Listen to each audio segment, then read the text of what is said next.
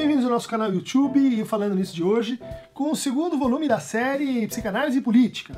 Hoje examinando em detalhes um tipo de política específica, que é a política de esquerda, a política inspirada por Marx, e que apareceu aqui num conjunto de colocações dos nossos ouvintes. Vou começar lembrando que essa conexão ela é não necessária, né? Não quer dizer, e não seria o caso de defender que toda a psicanálise teria de forma imanente uma orientação para a política de esquerda ou para uma política dita também crítica e transformativa, né?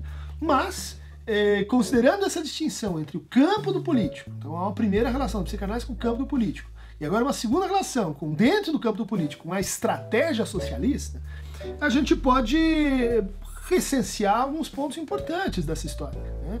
É uma história que tem, por exemplo, em William Reich, um personagem muito importante. Esse bergsoniano louco que, nos anos 30, se encarregou de comandar o grupo que estabeleceu as primeiras regras técnicas para a psicanálise, o Comitê de Técnica da Sociedade Psicanalítica de Viena, dirigido pelo Reich.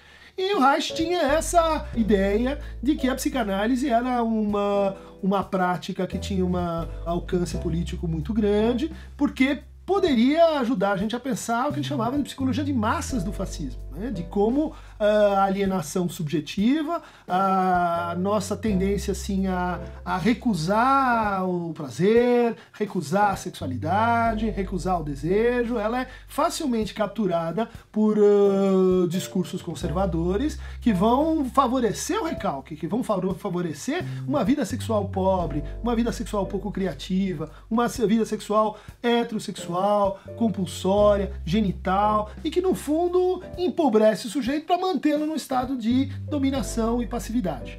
Então, o Reich despertou celeumas dentro da psicanálise, mas também inaugurou uma tradição que ficou dentro da psicanálise. Não foi só pelo fato do Reich ter saído da psicanálise, inventado sua própria teoria, vegetoterapia, análise do caráter, e que está profundamente inspirada nessa ideia, né, de trazer à luz aquilo que no nosso caráter, na nossa relação à corporeidade, funciona a favor da nossa dominação política, né? Depois do Reich vieram, então, Siegfried Bernfeld, Otto Pfennischel, Erich Fromm, um grupo de psicanalistas que migraram para os Estados Unidos e lá encontraram uma cultura mais difícil de aceitação para ideias de esquerda, mas permaneceram ligados então a orientações marxistas, né?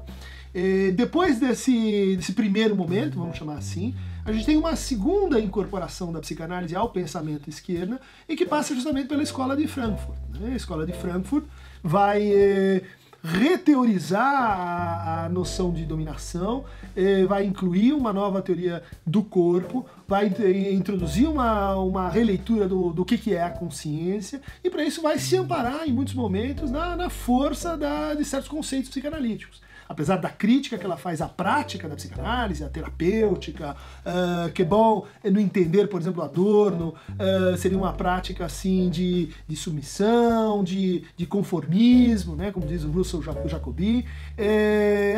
Os conceitos psicanalíticos eles se guardariam uma força que vem do iluminismo, que vem das luzes, que vem do potencial crítico, né, tanto no sentido de pensar o indivíduo enquanto sintoma, quanto no sentido de pensar as suas alienações em termos culturais. O terceiro momento dessa conversa de psicanálise com o pensamento marxista como coloca aqui a pergunta do Rodrigo Condeixa, né, maio de 68, é o marxismo francês dos anos 60, onde o Lacan aparece como uma figura muito importante, se não proeminente, né? Lembremos que os alunos de Louis de Althusser, esse releitor do Marx, esse que está relendo Marx do ponto de vista, vamos dizer assim, estruturalista, eram quase todos, ou muitos, alunos também do Lacan. Então, Jacques Lamillard, Jacques Rancière, Alain Badiou, Jean-Claude Milner, todos esses participavam, né, do grupo de epistemólogos da Rua Bülm, da École Normale Supérieure, e que tentavam então discutir questões sobre ciência e também de orientação marxista dentro da psicanálise. É nesse momento, então, seminários 16, 17, 18, em que a gente vai encontrar a assimilação mais explícita de algumas ideias do Marx no Lacan, né? Então a ideia de função do objeto A mais de gozar, ele vai tirar isso da meia-luz, da mais-valia do conceito marxista, né? Há alguns autores que dizem assim, o Lacan se interessa nesse momento eminentemente pela teoria da causalidade que ele detecta no Marx, e que ele parece que é compatível com a teoria da causalidade que ele quer desenvolver no final dos anos 60 e dentro da psicanálise. Mas certamente a tese mais forte que liga Lacan e Marx diz respeito à ideia de que Marx é o inventor do sintoma. Não foi Hipócrates, não foi Galeno, não foi Bichat, nem Claude Bernard que inventaram o sintoma, mas foi Marx. O que entender por essa, então, afirmação do Lacan? A gente pode dizer que aqui se abre um conjunto, um desdobramento de problemas, né? Porque a gente pode entender nisso que o Lacan está dizendo que os nossos sintomas, eles são alienações, né? São estranhamentos em relação ao nosso desejo, assim como Marx falava da alienação da nossa consciência em relação às modalidades de exploração no mundo do trabalho. Aí a gente chega numa segunda possibilidade. Será que o Lacan está dizendo que então é porque o sintoma expressa a nossa divisão subjetiva, assim como existe o conceito de divisão social do trabalho no Marx? Será que é essa a relação indutora do sintoma? Ou então estaria o Lacan dizendo que, assim como Marx fala do fetichismo da mercadoria e da sua universalização na forma mercado, o sintoma também é uma resposta que o sujeito dá para o outro, né? E o outro que se torna então consistente, coerente, se torna uma totalidade nesse intercâmbio fetichista que todo sujeito faz a partir da sua fantasia, né? Ou então a gente teria ainda uma quarta leitura possível, que é pensar justamente que o sintoma, Marx inventou o sintoma quando ele fala da extração da mais-valia e Lacan vai falar em mais de gozar, como mencionei há pouco. Há um ponto de partida muito forte, né, que meu amigo Davi Pavão Coellar, né, nesse Elementos Políticos de Marxismo Lacaniano, vai examinar a fundo. A ideia que ele traz, e que me parece muito simpática, é que não dá pra gente falar propriamente num marxismo lacaniano e nem num lacanismo marxista, né? Mas que há uma tensão produtiva entre esses dois campos, entre esses dois autores, e que sai entre essas duas formas de estratégia política, né? Então, essa estratégia de pensar a política a partir do Lacan vai aparecer no Laclau, por exemplo, Ernesto Laclau, e sua teoria sobre o populismo, sobre os significantes flutuantes, sobre como a multidão, como a massa, ela é capaz de algum tipo de pensamento, sim, não só regressivo, como pensava o Freud, né? Não só na massa, como pensava o Reich. Também esse é um autor que representaria uma posição um pouco diferente do Davi, né?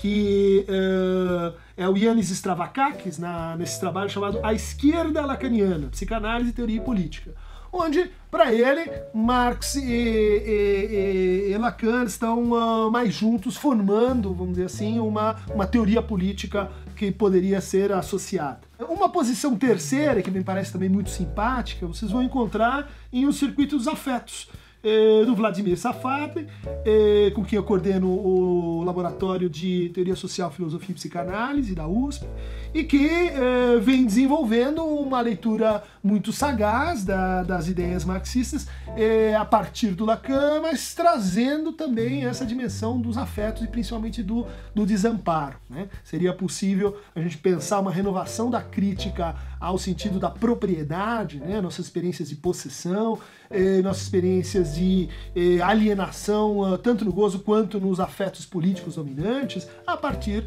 do Lacan, mas também não só do Lacan.